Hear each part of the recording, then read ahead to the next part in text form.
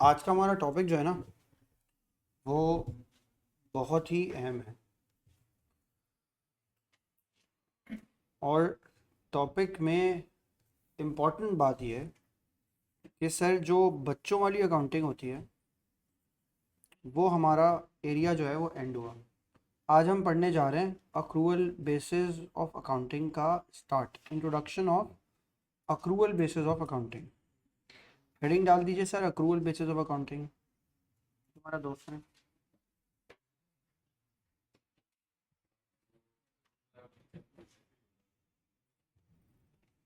एक दो दिन पहले तो नज़र आया था वो मुझे। यार कितना बीमार होता है वो बच्चा। लिखो लिखो, कॉल करूँगा, बिल्कुल करूँगा। उसको भी की थी, क्यों नहीं की थी? उसका कॉल गई थी। नंबर तुम्हारा दिया हुआ एक्चुअली, नंबर दे के जाना उसका आज। राजा भाई को नंबर दे के जाना। चलो भाई हेडिंग डालो, हेडिंग डालो भाई। यहाँ देखो मेरी बात सुनो सर। ये ना, अब आप एडवांस लेवल पे आ गए अकाउंटिंग के।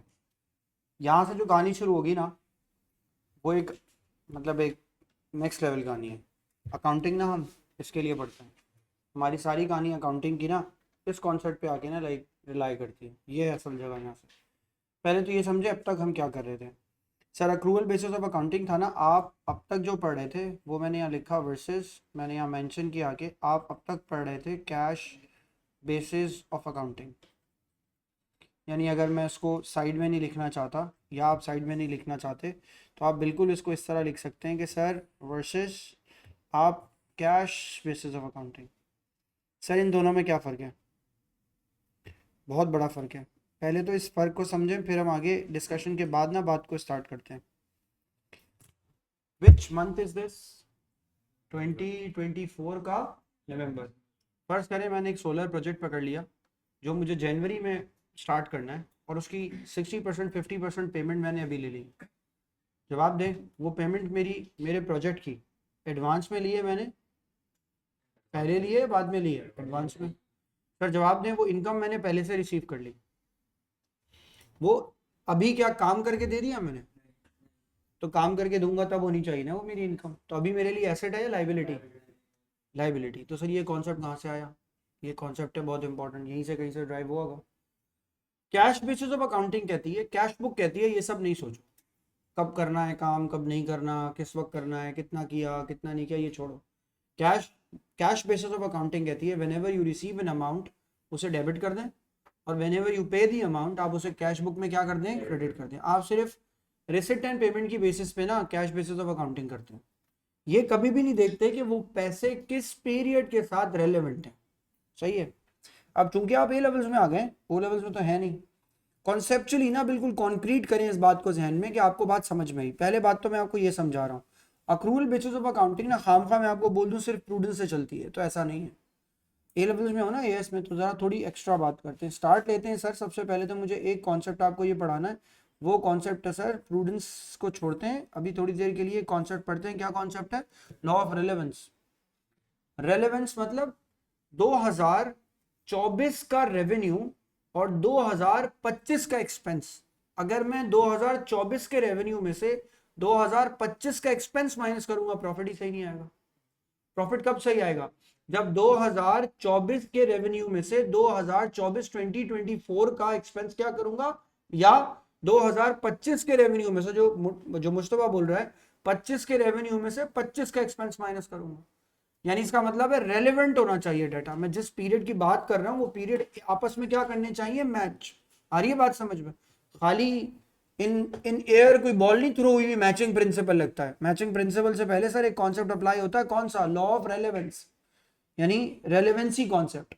रेलेवेंसी कॉन्सेप्ट क्या कहता है? रेलेवेंसी कॉन्सेप्ट कहता है भाई हर चीज को आपस में क्या होना चाहिए? मैच। इससे सर एक प्रिंसिपल निकलता है जिसका नाम क्या होता है सर? जिसका नाम होता है सर, ओ लेवल्स में भी आप पढ़ चुके हो, उसको आप क्या बोलते हैं सर? Matching principal. ये एक प्रिंसिपल है जो अक्रूवल बेसिस ऑफ अकाउंटिंग में ऑलमोस्ट डायरेक्टली इनडायरेक्टली हमेशा इन्वॉल्व रहता है। आप कभी कभी तो ओ लेवल्स में बच्चा ये भी कहता था इंटर रिलेटेड है, ये टर्म लिखने के बजाय वो टर्म लिख दो, कोई फर्क नहीं पड़ रहा। कभी कभी तो ये भी होता था, याद है ना, कभी अक्रूवल बेसिस ऑफ अकाउंटिंग की जगह कहीं उठा के आप ये लिख देते थे कि मैचिंग प्रिंसिपल, मैचिंग प्रिंसिपल नहीं है तो लिख देते। तो इसका मतलब है सर इधर ये डायरेक्टली और इधर indirectly sir law of relevance actually कहीं ना कहीं कनेक्ट कर देता है इस बात को। बात समझ में आई? अब सुने, पहले कॉपी करें इसको, पहले इस एरिया को कॉपी करें, फिर उसके बाद बात करते हैं सर।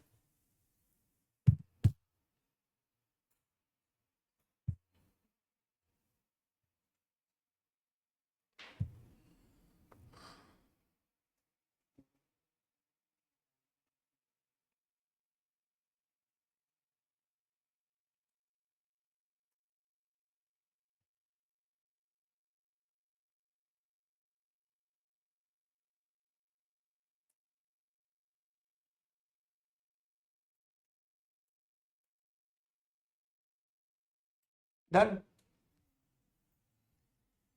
ये जो लॉ ऑफ रेलेवेंसी है या जो मैचिंग प्रिंसिपल है, इससे हट के भी अकाउंटिंग का एक, मैं हमेशा कहता हूं बच्चों को कि वो मदर ऑफ ऑल कॉन्सेप्ट है। मतलब उस कॉन्सेप्ट को आप कभी भी इग्नोर नहीं कर सकते। कैश बेसिस ऑफ अकाउंटिंग के लिए, कैश बेसिस ऑफ अकाउंटिंग के लिए तो सर मैंने जो यहाँ पे बात की वो यहाँ आएगी। अब जरा यहाँ देखें सर, मैंने लिखा कि सबसे पहले तो ये कि सर जो कॉन्सेप्ट जिसकी बात मैं कर रहा हूँ आपसे, उसको अकाउंटिंग में आप एक्सप्लेन कैसे करते हैं। सबसे पहले हेडिंग डालिए सर प्रूडेंस। प्रूडेंस एक ऐसा कॉन्सेप्ट है, it has to be followed, ये जरूर फॉलो होगा। चाहे आप कुछ भी करेंगे आप इसे जरूर जरूर फॉलो करेंगे, जरूर, बगैर किसी गैप के।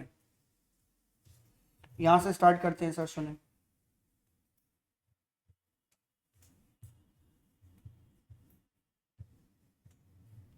डन।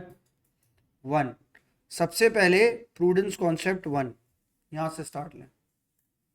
क्या होता है प्रूडेंस कॉन्सेप्ट? प्रूडेंस कॉन्सेप्ट कहता है कि अकाउंटिंग में एसेट्स शुड नेवर बी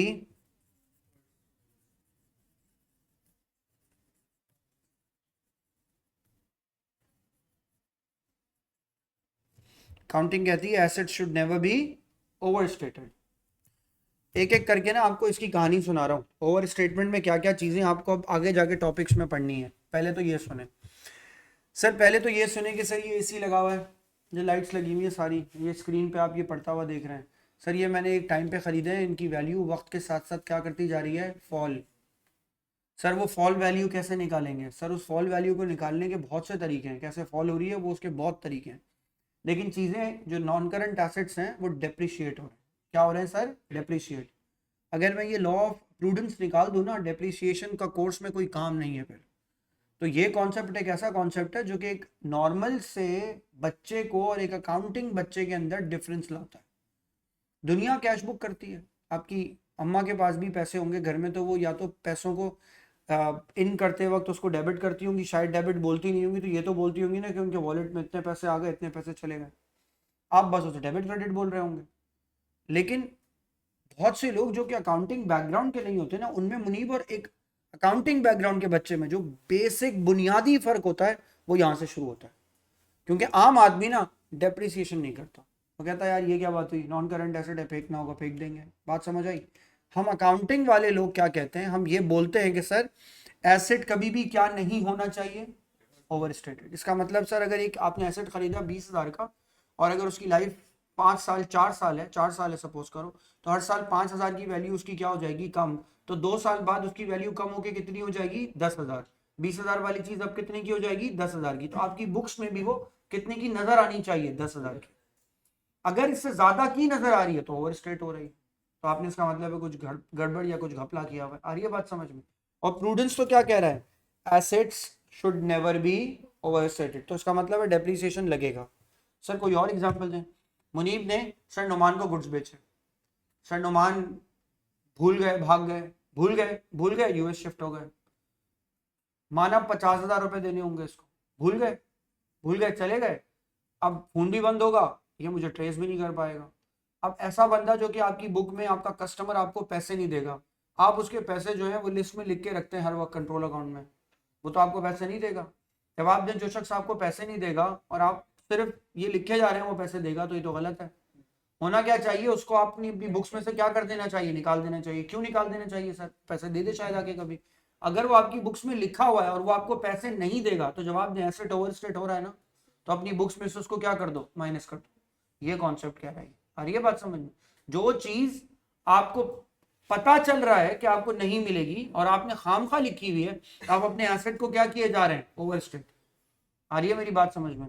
अब ये कहानी ना एक्सपैंड होती चली जाएगी। नंबर 2 कॉन्सेप्ट, कॉन्सेप्ट नंबर 2 पे आए सर। 2 सेकेंड, लाइबिलिटीज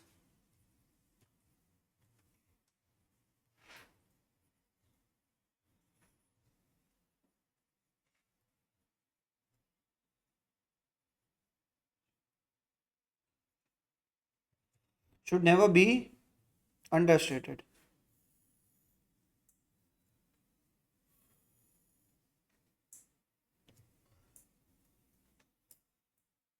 लाइबिलिटी कभी भी क्या नहीं होनी चाहिए, अंडरस्टेट।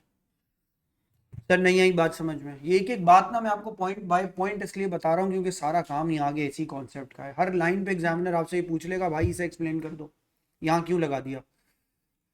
मुनीब सैलरी कब देते हैं? जब महीना खत्म होता है उसके बाद ना। यूजुअली कंपनीज, अच्छी कंपनीज जो होती हैं वो 30th को सैलरी ट्रांसफर करती हैं। मैं अप्रिशिएट करता हूँ कंपनीज का नाम लेते हुए हमेशा। जैसे मैं अपनी इंडस्ट्री की बात करूँ तो बीकन हाउस, फैंटास्टिक। 29 के रात के 12 बजे, 29 तारीख रात के 12 बजे आपको ट्रांजैक्शन मिल जाती है। हार्डली ना 30th होता है कभी, 30 तारीख को वो आपको रात के 12 बजे ट्रांसफर कर चुके होते हैं आपकी सैलरी। इसका थोड़ा सा ऑपोजिट सिटी स्कूल 5-6 तारीख को देता है सैलरी। तो बीकन हाउस तो जिस महीने की सैलरी होती है उसी महीने दे देता है, लेकिन सिटी स्कूल सैलरी अगले 4-5 दिन के बाद देता है। बाकी मेरे सारे कॉलेजेस 4-5 दिन के बाद देते हैं। सर जवाब दें, दिसंबर 31 को दिसंबर की सैलरी ड्यू हो गई होगी, यस। पे कब की आपने? जनवरी की 5 को। तो 3-4 दिन तक वो आपके लिए एसेट रहा या लाइबिलिटी? लाइबिलिटी। तो वो कह रहा है लाइबिलिटी शुड नेवर बी। आप ये बोलते नहीं यार 4 दिन बाद तो पे कर दूंगा, पे कर दूंगा तब की बात अलग है। 31 दिसंबर को तो वो आपकी क्या थी, लाइबिलिटी। तो जो चीज आपकी ओइंग थी 31 दिसंबर को, तो आप उसे ओइंग ही डिक्लेयर करें। आप उसे खाम का छुपाए मत कि लाइबिलिटी नहीं है, 3-4 दिन में दे दूंगा। है तो 31 दिसंबर को वो लाइबिलिटी ना, पे भी अब 4 दिन बाद ही होगी। बात समझ में आई? तो एसेट को क्या नहीं होना चाहिए, ओवर स्टेट, और लाइबिलिटी को क्या नहीं होना चाहिए, अंडर स्टेट। सर प्रूडेंस का थर्ड पार्ट सर लिखें, एस्टिमेटेड एक्सपेंसेस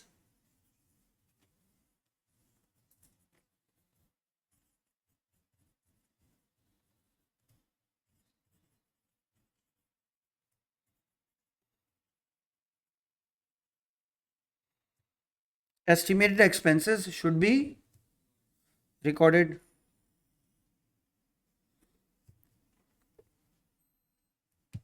फिर पेन रखी है मैंने, ये मैंने आपको एक एक लाइन समझाने वाली है भाई, बड़ी क्योंकि कहानी आई है। सर क्या होता है एस्टिमेटेड एक्सपेंस? ये मैंने स्क्रीन खरीदी है, इसकी वारंटी मिली है मुझे 3 इयर्स, 3 साल वारंटी है इसकी। फर्ज करो 6 लाख की है ये, तो एक्चुअली 6 लाख की है सर। 6 लाख की स्क्रीन है, 3 साल की क्या है, वारंटी। 3 साल की पूरी वारंटी है, मतलब रिप्लेस वारंटी है। 5 साल की कॉम्पोनेंट वारंटी है। 3 सालों में कुछ होगा फेंक देंगे, नहीं देंगे वो। 5 सालों में कोई भी पार्ट उड़ गया तो उसको रिप्लेस कर देंगे। मैं मान लेता हूँ 5 साल की वारंटी है, आप कॉस्ट अज्यूम कर लें 5 लाख। तो जवाब दें सर, हर साल इसकी कितनी वैल्यू कम हो जाएगी, 1 लाख। एसी खरीदा सर, 1 लाख का एसी मिला, 5 साल उसने चलना है, कंप्रेसर वारंटी ग्री वाले 5 सालों की देते हैं। तो आपने 1 लाख को 5 से डिवाइड किया, आंसर क्या आ गया, 20,000। 20,000 रुपए इसकी वैल्यू हर साल क्या करती है, फॉल। क्या आप ये पैसे जाके किसी को देते हैं? वैल्यू फॉल करते हैं ना खाली। क्या आपका ये कैश एक्सपेंस है? नहीं। क्या ये एस्टिमेटेड एक्सपेंस है? यस। इसका नाम है नॉन कैश एक्सपेंस। क्या नाम है इसका? पैसे नहीं दे रहे आप किसी को। जब हम किसी को पैसे नहीं दे रहे तो इसका मतलब है एस्टिमेटेड एक्सपेंस शुड बी क्या, रिकॉर्डेड। सर लेकिन उस एस्टिमेशन की कोई बेस होनी चाहिए। ऐसे ही नहीं उठा के कह दिया 25,000 कम कर दो। मैंने क्या बताया, मैंने नहीं, ग्री वालों ने कहा है कि ये एसी इतना चलता है। वारंटी कार्ड पे लिखा हुआ है कि इसकी वारंटी इतनी है। मैं इसकी बात कर रहा हूं तो 3 इयर्स वारंटी है, लिखा हुआ है। मैंने अपनी तरफ से इजाद नहीं की ये एस्टिमेशन, मैं अपनी तरफ से इजाद नहीं कर रहा हूं, बल्कि मैं एसेट की लाइफ सर ये 10 साल चल जाए, हो सकता है। आपके पास तो यूज ही नहीं, आपको टीवी तो देखते नहीं है इस पर। हो सकता है भाई 10 साल क्या 12 साल चल जाए। पीछे यूपीएस भी अच्छा वाला लगा हुआ है इसके, हो सकता है ना। कोई चीज शायद ना उड़े, कभी हो सकता है लाइट इसकी डिम हो जाए तो मुझे इसकी एलईडी की जो बेल्ट है वो चेंज करानी पड़े, कुछ तो होगा। मेरी बात समझ रहे हैं? तो जो भी है सर, मैं जिस चीज की बात कर रहा हूँ, पैसे तो नहीं जा रहे मेरे, मगर क्या पैसे नहीं जा रहे, मगर एसेट की वैल्यू फॉल कर रही है, यस। तो अकाउंटिंग कहती है ऐसे एक्सपेंस को जिसमें एसेट की वैल्यू आपकी क्या कर रही हो, फॉल, आप उसको क्या कर लें, रिकॉर्ड कर लें। मेरी बात समझ में आई? अब सर सुने, एक्सपेंसेस तो एस्टिमेटेड रिकॉर्ड करो, मगर इनकम के बारे में अकाउंटिंग क्या कहती है, देखिए लिखें sir, income should only be recorded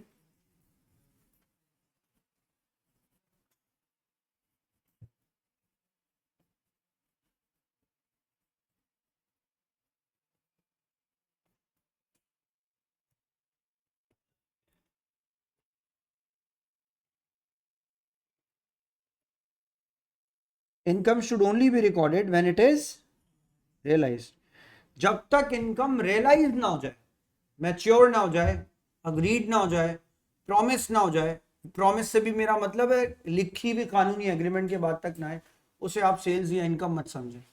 आपने मुझसे कहा मुनीब आया मेरे पास, कहा सर ये कप्स मुझे चाहिए, 100 की क्वांटिटी है, मुझे भेज दे। मैंने बोला ठीक है यार ले लो। उसने बोला सर पैसे नहीं है अभी। मैंने बोला क्रेडिट पे ले लो।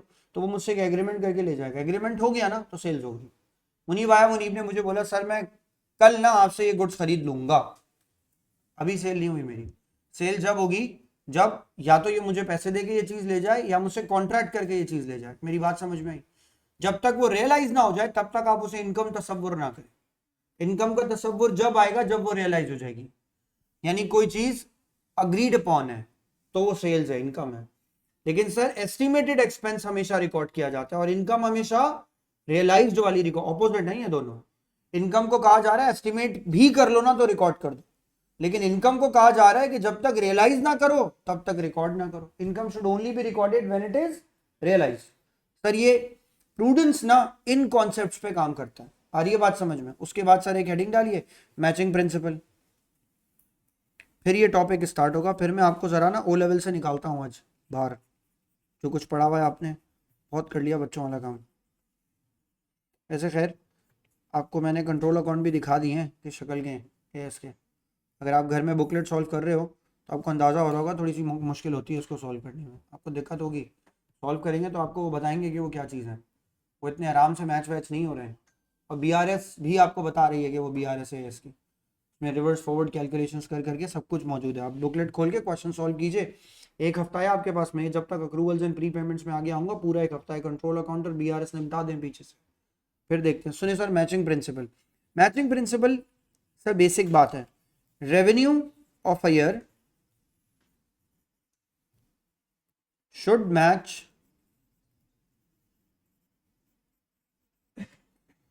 should match the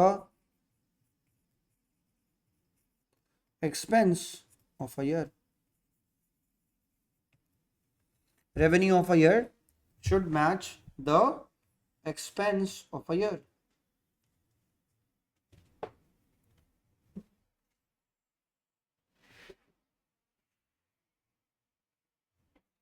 सर इसका क्या मतलब है? डन। सर इसका क्या मतलब है? इसका एक बहुत इंपॉर्टेंट मतलब है, वो यहाँ सुनो, गौर से देखना जो मैं बात कह रहा हूँ। पहले तो एक बात ये कि ये प्रूडेंस के साथ साथ ही आए, लेकिन अब सुनो एक काम की बात बताऊँ। 2024, अभी थोड़ी देर पहले हमने ये कहा, एक छोटी सी एग्जांपल दे रहा हूँ सुनना। मैंने अभी थोड़ी देर पहले आपसे ये कहा था कि सर मेरा फ़र्ज़ करें कोई रेवेन्यू है, मैंने ये कहा सर मेरा रेवेन्यू है और मेरा रेवेन्यू एक कंपनी का है 2 million. 2 million stands for 2000 right, rupees, dollars, what ever. अगले साल का भी मैं कहता हूँ सर इत्तेफाक से रेवेन्यू सेम है, 2 मिलियन है ना।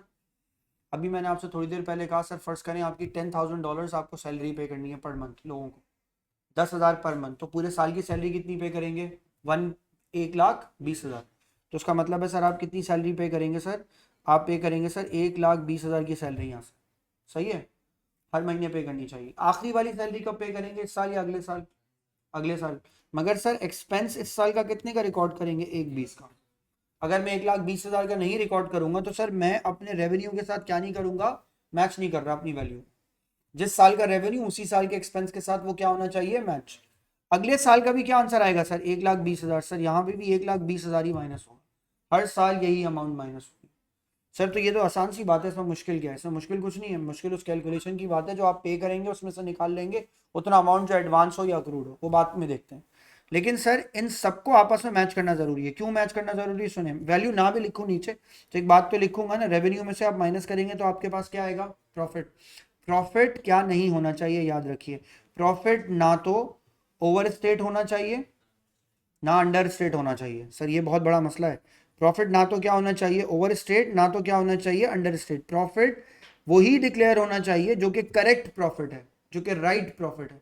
राइट प्रॉफिट के लिए मैचिंग प्रिंसिपल है। मैचिंग प्रिंसिपल का क्या मतलब कि sir revenue of a year should match the expense of the year. Sir इसके अगर आप ये लॉ हटा दें तो आप 2024 में 2025 का एक्सपेंस लिख दें, क्या फर्क पड़ेगा? लेकिन अकाउंटिंग अलाउ नहीं करती है। अकाउंटिंग अलाउ करती है, इनकम स्टेटमेंट बना रहे हैं तो 2024 के लिए बनाएंगे, इनके एक्सपेंसेस को आपस में क्या करेंगे? मैच। अभी उनके बारे में बात भी करते हैं, कॉपी कर लीजिए।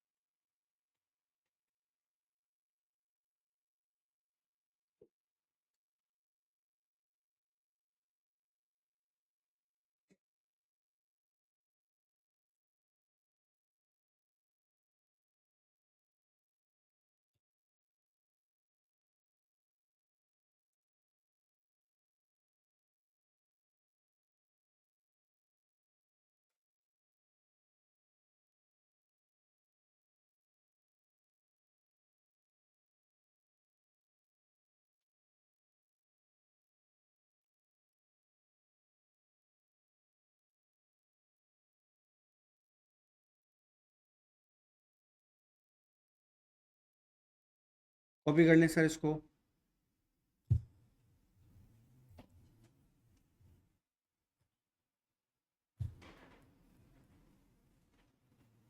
डन। डन। अब सुने, अब जाग जाओ, मेरी बात सुनो सर, अब गौर से सुने जो मैं बात कह रहा हूँ। मैं शायद ना आपको सिर्फ जगाने की कोशिश कर रहा हूँ। देखिए ओ लेवल्स और ए लेवल्स में आते हैं ना, एक बहुत बड़ा चेंज आ रहा है, ये देखें सामने। सर चेंज ये है आपके पास, अब देखिएगा जरा ध्यान से। सर आपके पास टॉपिक क्या है? Accrual basis of accounting, right. उसका पहला टॉपिक हम जो पढ़ने जा रहे हैं, पहले तो मैं मुस्तफा यहाँ देखो, मेरी बात सुनो, ये अब बिल्कुल अलग बात कर रहा हूँ आपके ओ लेवल्स। और एएस में जो पहली बार पढ़ा अकाउंटिंग, वो फर्स्ट टाइम में पिकअप करेगा। सुनो सर, हम पढ़ने जा रहे हैं topic accrual basis of accounting.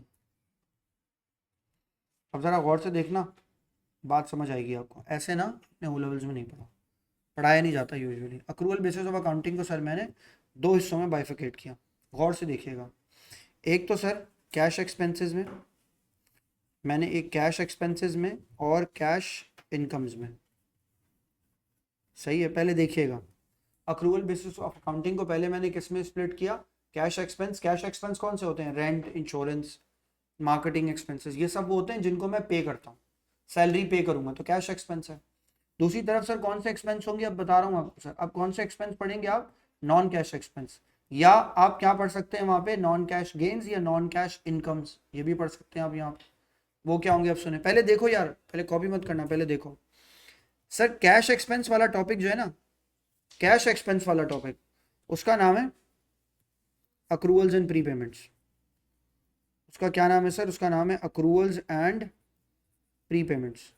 यानी जो अक्रूवल्स एंड प्री पेमेंट्स है अक्रूवल बेसिस ऑफ अकाउंटिंग में, वो सर आपके कैश या कैश इनकम्स या कैश एक्सपेंस से एसोसिएटेड।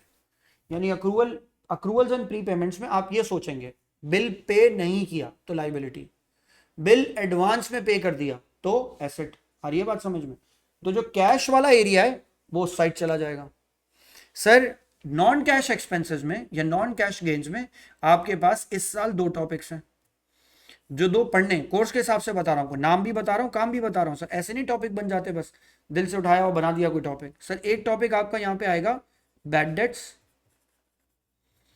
एंड उसके नीचे आपके पास एक टॉपिक आएगा प्रोविजन फॉर डाउटफुल डेट, ये नॉन कैश है।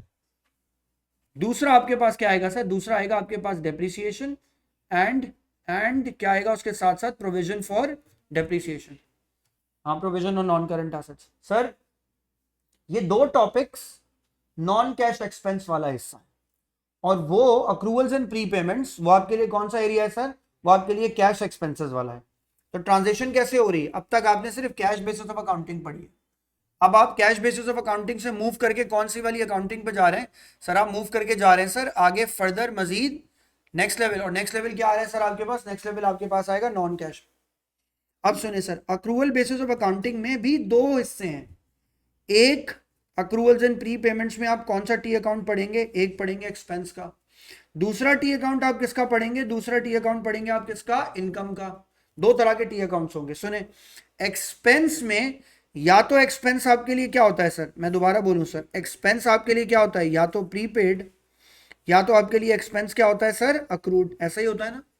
और इनकम में भी आपके लिए यही पोजीशंस होती हैं। दो इनकम में भी आप क्या कह सकते हैं? इनकम में भी आप ये कह सकते हैं सर, या तो आपकी इनकम आपके लिए क्या हो रही है? प्रीपेड, या तो आपकी इनकम आपके लिए क्या हो रही है सर? या तो इनकम आपके लिए हो रही है सर अक्रूड। ऐसा ही होता है।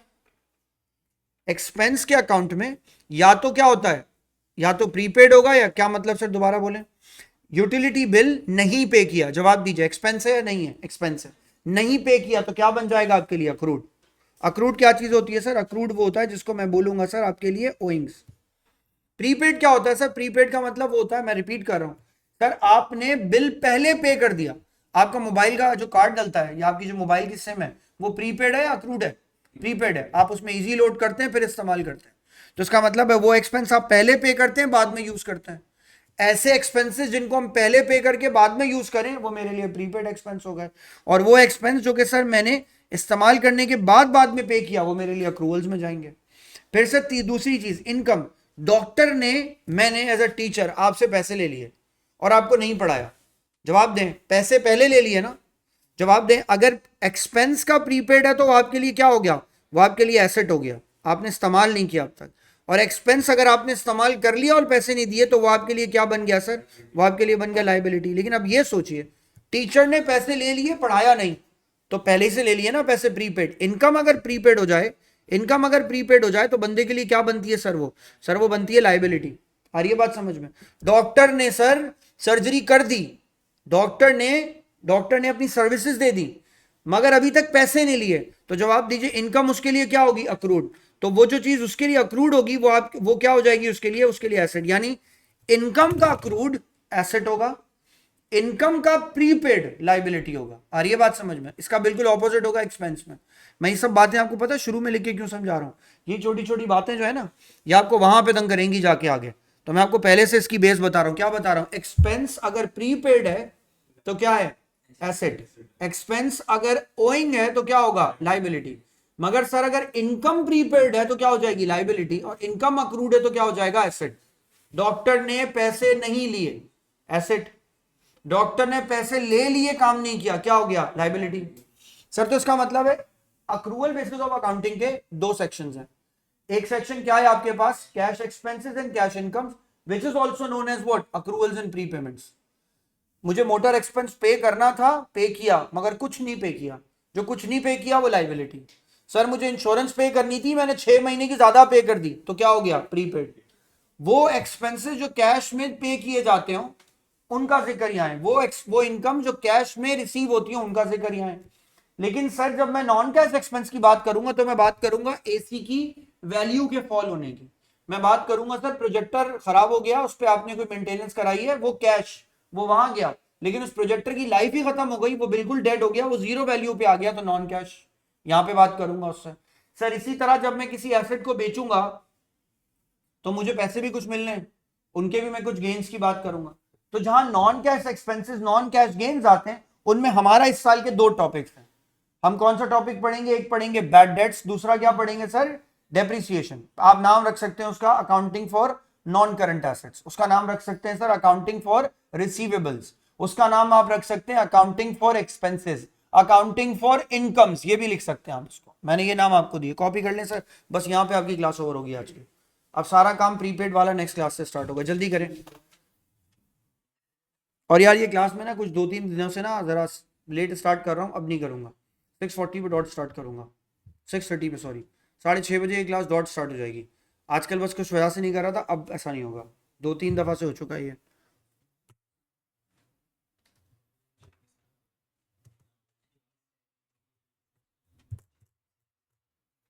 क्लास कब रखूँ? तीसरी, फ्राइडे या सैटरडे? सैटरडे रख लेता हूँ। फ्राइडे रख दूँ? फ्राइडे के दिन रात में रखूँगा, लेकिन लाइक फ्राइडे के दिन रखूँगा तो नहीं नहीं, टू लेट, लाइक 7:30 to 8:45। नहीं नहीं, हाँ कैंपस पे।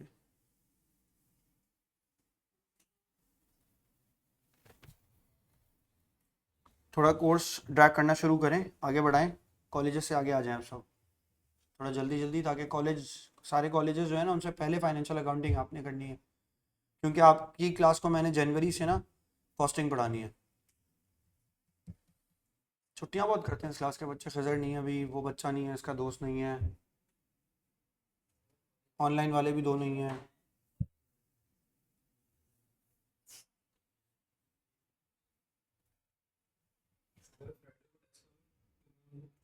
तो सही आ रहा, उनका क्लैश है। 9 to 10, it's basic T accounting and trial balance और इनकम स्टेटमेंट और बैलेंस शीट विदाउट एडजस्टमेंट। बिल्कुल ऐसा ही है।